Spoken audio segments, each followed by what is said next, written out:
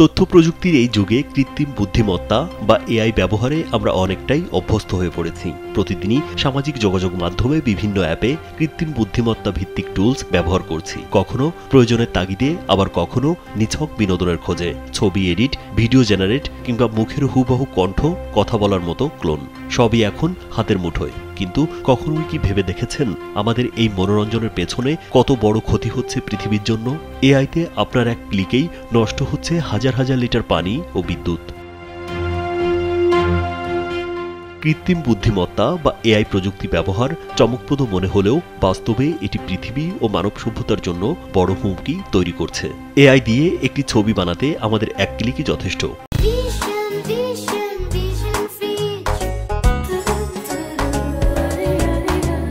কিন্তু সেই ক্লিকের পেছনে কাজ করে হাজার কিলোমিটার দূরের ডাটা সেন্টার, যেখান থেকে সেই ছবি বানিয়ে আপনার মোবাইল ফোনে পাঠানো হয়।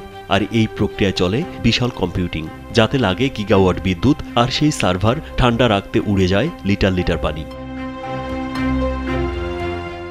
আপনি জানলে অবাক হবেন, চ্যাটজিপিটির মতো এআই মডেলের ট্রেনিংয়ে গড়ে প্রতি ঘন্টায় প্রায় 100 মেগাওয়াট বিদ্যুৎ লাগে, যা 40,000 পরিবারের একদিনের বিদ্যুতের চাহিদা মেটাতে পারে। আর গুগলের মতো প্রতিষ্ঠান প্রতিদিন প্রায় 21 লাখ লিটার পানি ব্যবহার করে তাদের সার্ভার কুলিংয়ের জন্য, যে পানি খেয়ে একদিন বাঁচতে পারবে 4,200 মানুষ।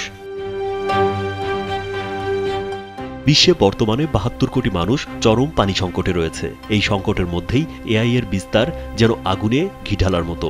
আর তাই বিজ্ঞানীরা সতর্ক করেছেন, 2030 সালের মধ্যে এআই হতে পারে বিশ্বের অন্যতম বড় কার্বন ও পানি গ্রাসকারী প্রযুক্তি। 2027 সালের মধ্যে এআই প্রযুক্তিতে পানির ব্যবহার বছরে 660 কোটি ঘনমিটার ছাড়িয়ে যেতে পারে, যা ডেনমার্কের পুরো বছরের পানি চাহিদার 4 থেকে 6 গুণ।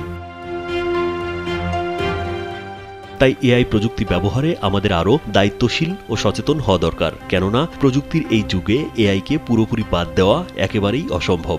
বরং প্রযুক্তির এই অদম্য শক্তিকে কাজে লাগাতে হবে। আর সেই শক্তি যেন পরিবেশের শত্রু না হয়, সেটাও খেয়াল রাখতে হবে। কারণ সঠিক ব্যবহারই প্রযুক্তিকে মানবতার সহযাত্রী করে তুলতে পারে। রাজীব বিশ্বাস, কালবেলা।